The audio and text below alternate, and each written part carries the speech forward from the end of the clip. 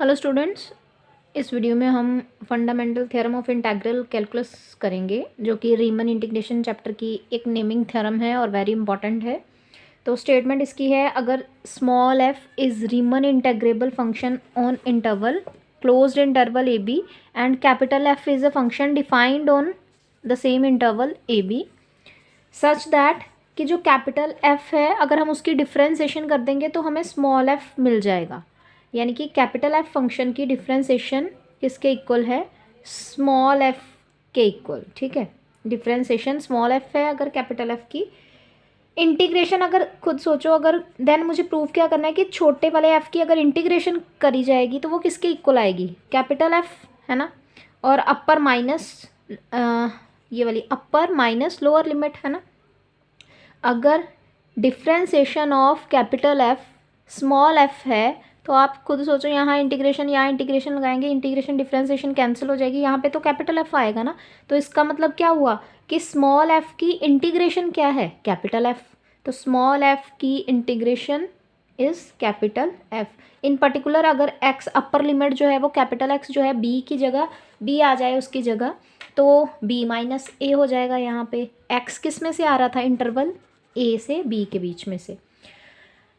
Proof, सबसे पहले तो एफ हमारे पास रीमन इंटेग्रेबल फंक्शन है, क्योंकि आर इंटेग्रेबल मतलब रीमन इंटेग्रेबल। एफ हमारे पास रीमन इंटेग्रेबल फंक्शन दिया है ए बी पे। अगर रीमन इंटेग्रेबल ए से बी तक है तो ए से बी के बीच में जो एलिमेंट आएगा अगर वहाँ तक इंटरवल लोगे वहाँ पे भी रीमन इंटेग्रेबल होगा। तो therefore f is Riemann integrable on a to x also. जब भी रीमन इंटीग्रेशन की बात आएगी पूरे चैप्टर में ही हमें पार्टीशंस तो लेनी पड़ेंगी। तो मैंने ए से एक्स तक की पार्टीशंस ले ली, x naught, x one, x two, up to so on x n minus one, x n. और एक्स एन किसके इक्वल होगा? लास्ट नंबर एक्स के इक्वल। और इनिशियल एलिमेंट जो एक्स नॉट है वो किसके इक्वल होगा? इनिशियल वाला एलिमेंट ए के इक्वल। ठीक है, पार्टीशन के एलिमेंट्स की बात हो रही है। तो पार्टीशन कर दी किसकी? ए से एक्स की। मतलब ए से एक्स तक के इंटरवल को मैंने छोटे छोटे छोटे पीसेस में बांट दिया है, तोड़ दिया है। अब हम डेल्टा आई कंसीडर करेंगे। डेल्टा आई क्या होती है? लेंथ इनकी। डेल्टा आई, डेल्टा वन का मतलब क्या होगा? एक्स वन और एक्स नॉट की लेंथ। डेल्टा टू का मतलब होगा एक्स टू और एक्स वन की लेंथ। मतलब आगे एक्स टू में से एक्स वन को माइनस कर दूंगी तो जो उसका लेंथ बनेगी उसका नाम डेल्टा है। तो ये डेल्टा आई उसने ले लिया।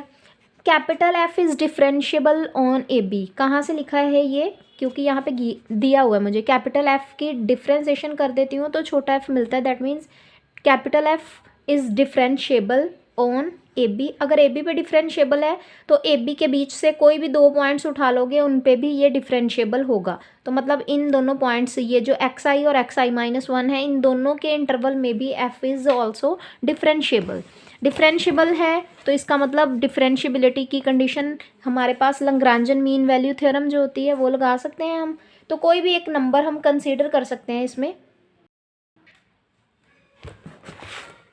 Mean value theorem by Lagrangian mean value theorem there exist a xi. Xi जो है हमारे पास साई बोलते हैं, एक्स आई प्रोनाउंसिएशन है इसकी, तो इसको जाई बोलते हैं। साई हमने लिया।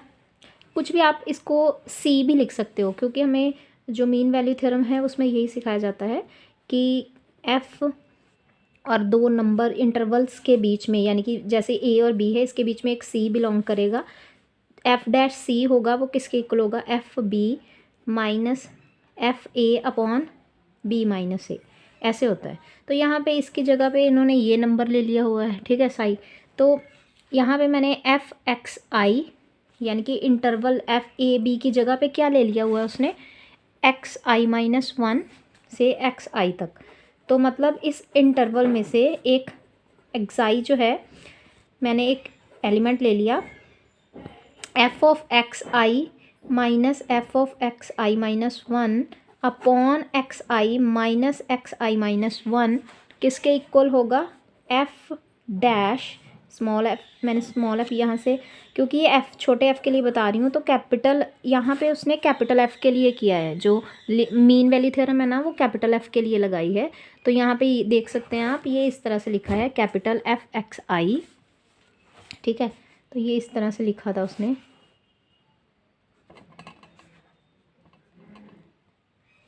ठीक है, एक्स आई माइनस कैपिटल एफ एक्स आई माइनस 1 अपॉन, पहले ये फंक्शन में पुट कर रखे थे, अब बिना फंक्शन में पुट किए हुए नीचे इनका सिर्फ डिफरेंस लिखना है बस। ये इस चीज़ को यहाँ पे इसके ऊपर डैश भी है, मतलब डिफ्रेंसिएशन, तो इसको उठा के इधर मल्टीप्लिकेशन में ले जाएंगे, तो इसका नाम ही तो डेल्टा है।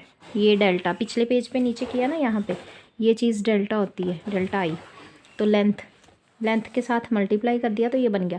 दोनों तरफ समेशन अप्लाई किया, समेशन 1 से लेके n तक जा रहा है ना, तो n तक जाएगा समेशन। तो जब समेशन को खोलेंगे, मतलब पहले मैं 1 1 पुट करूँगी तो ये बनेगा, फिर प्लस डाला, फिर यहाँ पे 2 2 पुट करूँगी तो ये आया, 3 3 पुट किया तो ये बनी, 4 4 पुट किया, तो इस तरह से चलता जाएगा। लास्ट में जब n पुट करूँगी तो ये चीज़ बन जाएगी हमारे पास। इसी तरह से दूसरी साइड एज इट इज़ लिखा है। ये सारे आपस में कैंसिल आउट हो रहे हैं, सिवाय एक तो एफ एक्स नॉट को छोड़ के और एक एफ एक्स एन को छोड़ के। एक्स एन को आगे लिखा क्योंकि वो प्लस का था, माइनस एफ एक्स नॉट पीछे लिखा, और right side as it is चल रही है।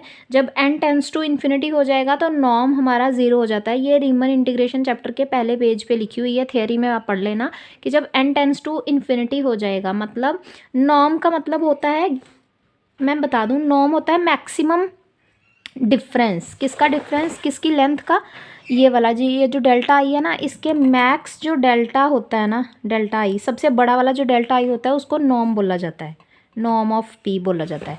तो जब आप खुद सोचिए, एन मतलब पार्टीशंस ही इन्फानाइट तक की, इतनी छोटी छोटी पार्टीशंस की इंटरवल की कि वो ना के बराबर, उनके बीच का गैप ही ना के बराबर का हो गया। यानी कि 1 से लेके 0 तक की अगर इंटरवल, 0 से 1 का इंटरवल है, उसको मैं इन्फानाइट टाइम्स छोटे छोटे पीसेस में डिवाइड कर दूंगी, तो उसकी जो लेंथ रहेगी एक एलिमेंट से दूसरे एलिमेंट तक की जो लेंथ होगी वो हमारी क्या हो जाएगी, ऑलमोस्ट ना के बराबर की हो जाएगी, 0 हो जाएगी, है ना।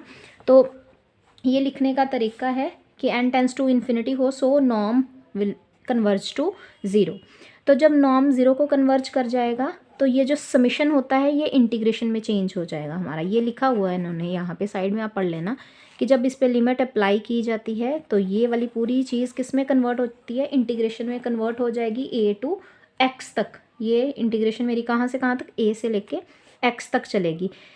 तो ये यहाँ पे प्रूव हो गया कि छोटे f की इंटीग्रेशन करेंगे तो एफ एक्स, एक्स एन का मतलब x, क्योंकि हमें पता है हमने पार्टीशन किसकी की हुई है, एक्स एन का मतलब क्या था, x, तो मैंने वही किया, एक्स एन की जगह x लिख दिया। और एक्स नॉट का मतलब क्या था पार्टीशन में, a, है ना, तो ये लिख दिया। अब x की जगह पे मैंने b पुट कर दिया इन पर्टिकुलर, तो हमारे पास दूसरी कंडीशन जो पर्टिकुलर में पूछा है वो भी प्रूफ हो गया। बिल्कुल ईजी सी थ्योरम है और वेरी इंपॉर्टेंट है, नेमिंग थ्योरम है, आपके सिलेबस में एज इट इज़ बताई गई है।